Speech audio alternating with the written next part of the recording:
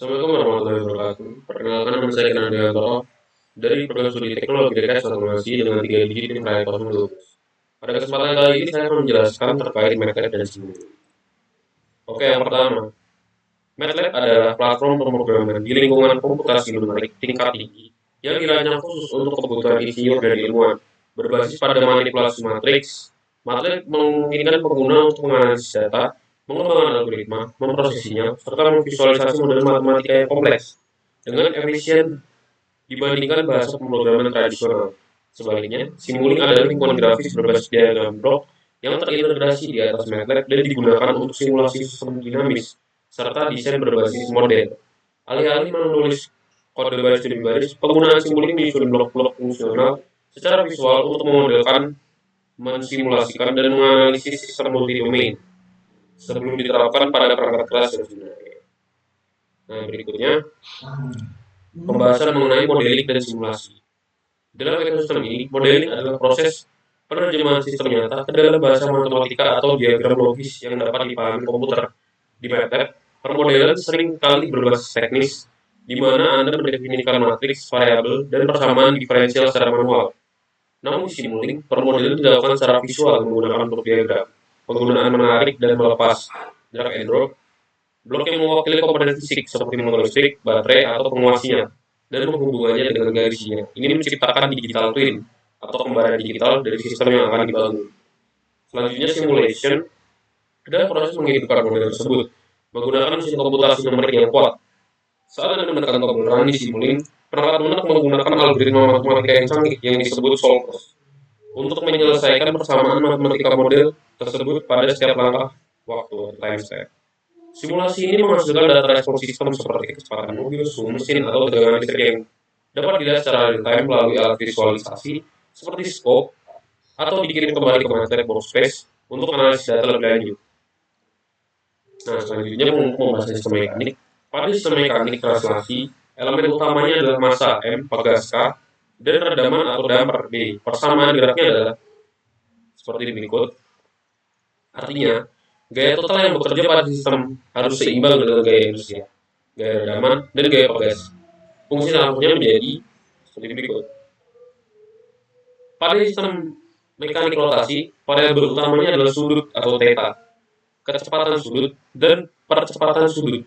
Elemen yang terlibat adalah momen inersia, gesekan, dan pegas, torsi. Lalu persamaannya mirip dengan sistem translasi, hanya berbeda pada variabel yang digunakan. Untuk sistem elektrik, komponen utamanya adalah resistor, induktor, dan kapasitor.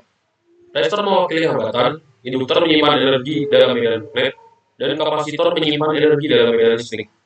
Contoh yang sering digunakan adalah RLC seri, dengan input tegangan P dan output arus. Persamaannya adalah seperti berikut. Jika kita ubah ke domain Laplace, maka persamaannya lebih mudah dianalisis. Dari situ, kita dapat fungsi transfer antara arus dan tegangan. Aplikasi nyata dari permodel ini misalnya untuk menganalisis filter listrik, rangkaian osilator, atau respon motor listrik. Nah, selanjutnya ada sistem hidrolik. Sistem ini menggunakan fluida untuk mentransmisikan energi. Contoh sederhananya adalah tangki air. Dengan luas penampungan A, debit masuk Q in, dan tinggi cairan HT. Persamaan dasarnya adalah seperti itu. Nah, jika debit keluar Q out, banding dengan tinggi cairan, maka akan menghasilkan persamaan berikut. Lalu dari persamaan ini kita bisa menurunkan fungsi transfernya. Nah, model ini digunakan di industri, misalnya untuk sistem penyimpanan cairan, sistem bahan bakar, maupun sistem pengendalian level.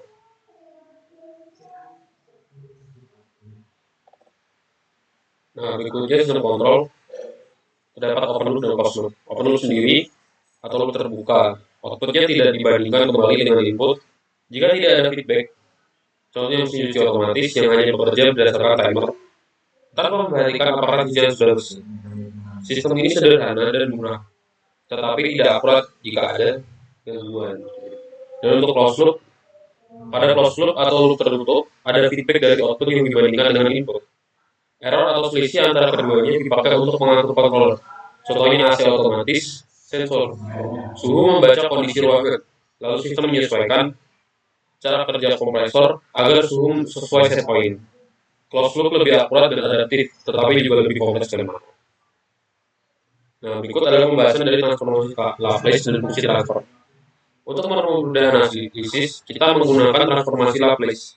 Transformasi ini mengubah persamaan diferensial dalam domain waktu menjadi persamaan algebra di domain S. Rumusnya adalah sebagai berikut. Dengan transformasi Laplace, turunan berubah menjadi perkalian dengan S, dan integral menjadi pembagian dengan S. Ini sangat memudahkan analisis. Kemudian, kita kenal istilah fungsi transfer, yaitu perbandingan antara output dengan input dalam domain. Nah, untuk Laplace adalah sebagai berikut. Nah, fungsi inilah yang menjadi dasar dalam analisis sistem kontrol. Karena dari sini kita bisa mempelajari stabilitas, kecepatan respon, hingga karakteristik dari sistem tersebut. Oke, di sini saya akan sedikit menjelaskan terkait demo dari percobaan penggunaan Simulink. Di sini kita menggunakan rangkaian gelombang sinus sederhana, yang dimana kita menggunakan sine wave serta scope untuk melihat output dari sine wave itu sendiri. Coba kita run.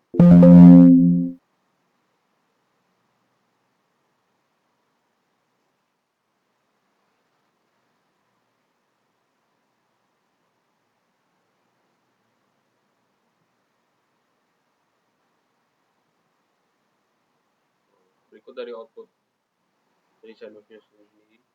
Di sini dapat kita amati bahwa gelombang sinusoidal sudah tertampil pada scope. Baik. Selanjutnya, untuk rangkaian selanjutnya adalah rangkaian sinus dengan gain. Nah, sini kita menambahkan gain pada rangkaiannya. Sekarang.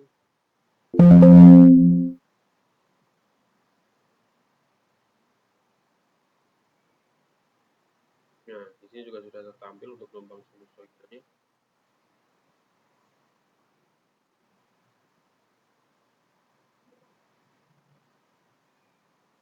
Oke, pada percobaan selanjutnya, rangkaian pembandingan antara sinus dengan multiplexer. Nah, di sini selain kita gunakan gain, kita juga menggunakan mux atau multiplexer.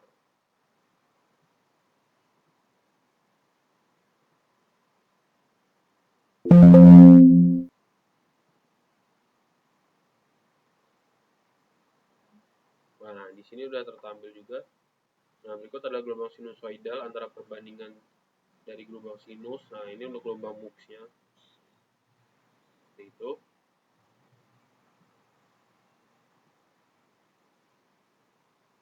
Nah, berikut untuk gelombang atau untuk output dari operasi matematika di sini.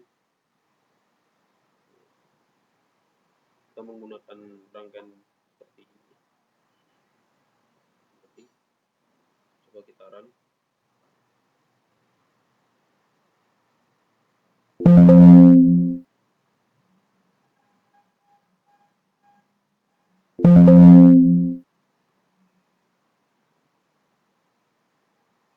Dalamnya.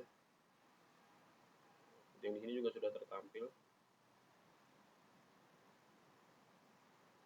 Oke, selanjutnya yaitu adalah operasi vektor.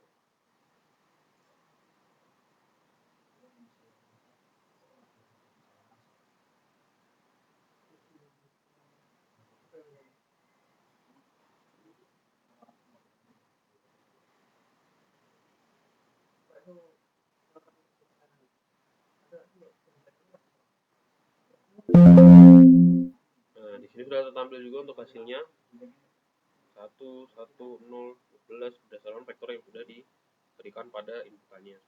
Ini menggunakan max, min, sigma juga.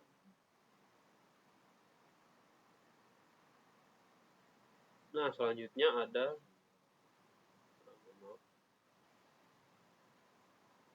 dari block function.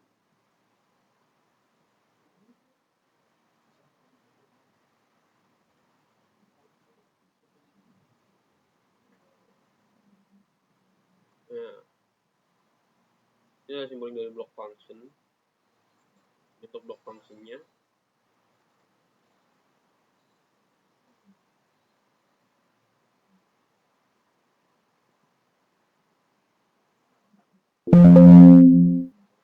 Menurutku sudah terlambat juga hasilnya.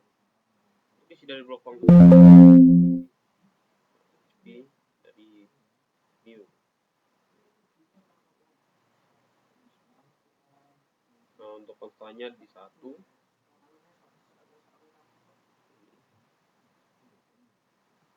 Oke, lanjut pada blok MATLAB.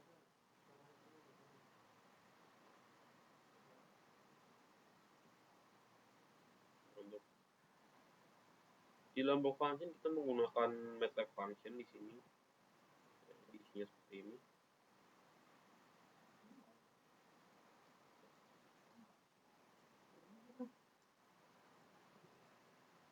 Ini kita menggunakan 0 untuk konstannya. Nah, sekarang kita bisa melihat untuk hasilnya setelah dirun.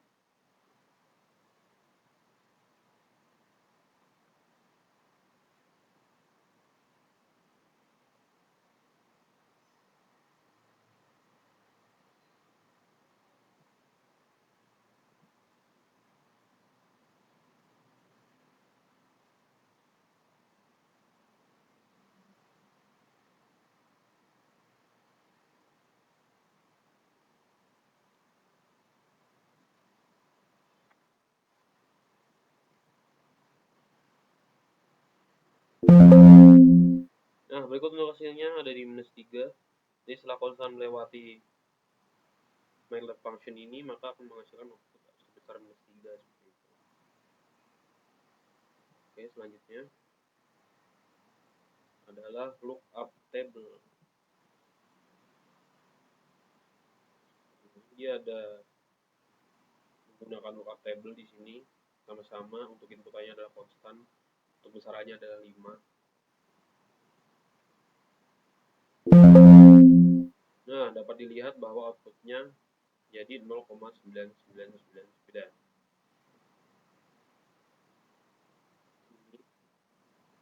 Selanjutnya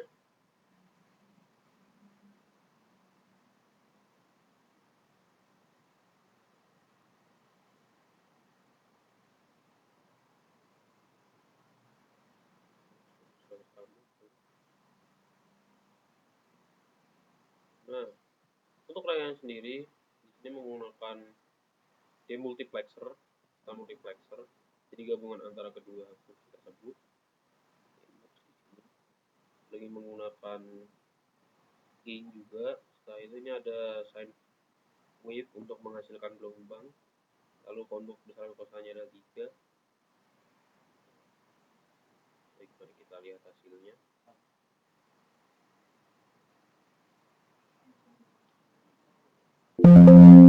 Nah, berikut ada hasilnya. Pada skop 5 menghasilkan gelombang sinusoidal seperti ini. Kita lihat untuk skop 1. Skop 3. Ini menghasilkan sinyal yang sangat kecil di sini. Lalu untuk skop 4, untuk skop 2,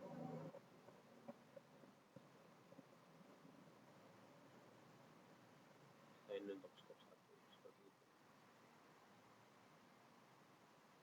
Oke, kelima skop menghasilkan untuk gelombang yang untuk skop 1 sampai 1, 2, 4, dan 5 menghasilkan untuk gelombang yang sama dengan untuk skop 3 tadi.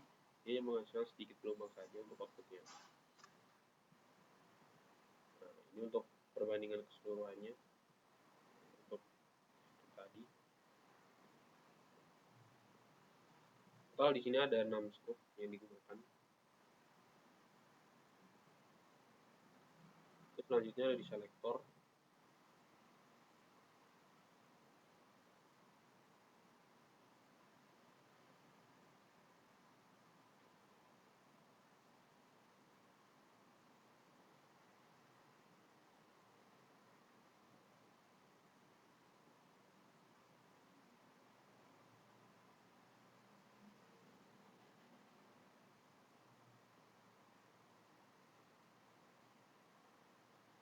Mohon maaf.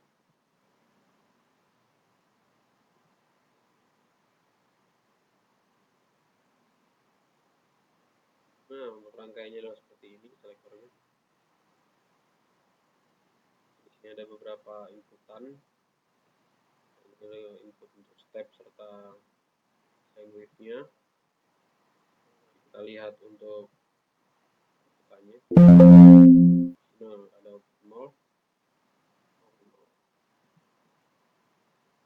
switch-nya dan nyalakan 1.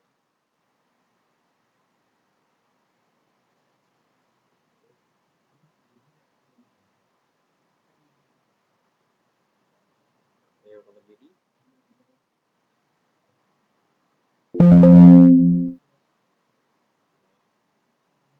Oke, di sini scope-nya juga masih terlihat. Nah, scope-nya akan menghasilkan sinyal step. Jadi walaupun ini sudah diganti 1, dia akan tetap menghasilkan scope 0. Display-nya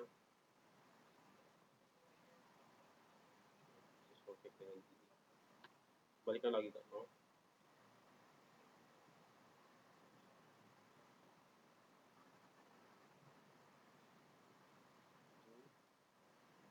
Di sini number of port-nya ada 4.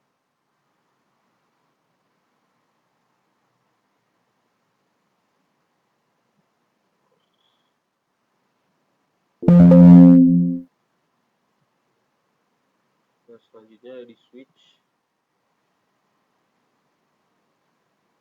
yang tadi berfungsi sebagai selektor dan sekarang berfungsi sebagai switch. Itu adalah rangkaiannya. Ketika di run, di sini ada 0, 0, 1, 0 dan 1.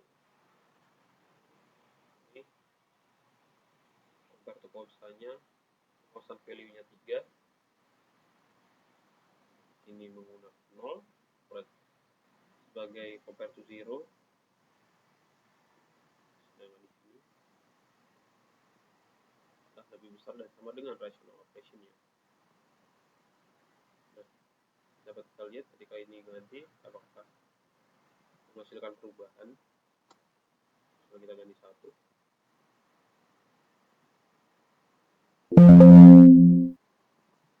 Ganti 0.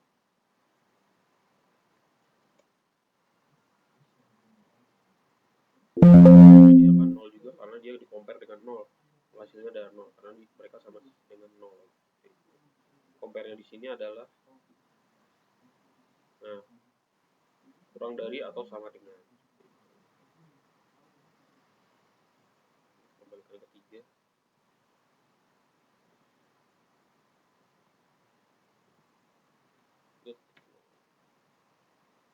Dan ini tetap sama compare to 0. Jadi kita kembalikan lagi. Karena dari ini lebih dari 0, maka dia akan menghasilkan outputnya 1. Oke, lanjut yang terakhir. Terdapat subsistem. Di sini subsistem itu berisi dari banyak satu rangkaian sistem yang dikelompokkan menjadi satu sehingga menjadilah subsistem. Nah, di sini ada sistem yang pertama dan subsistem yang kedua.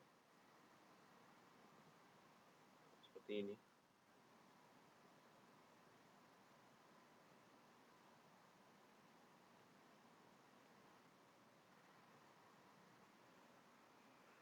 Baik, mungkin itu penjelasan untuk subsistem serta contoh penerapan di MATLAB-nya yang dapat saya sampaikan.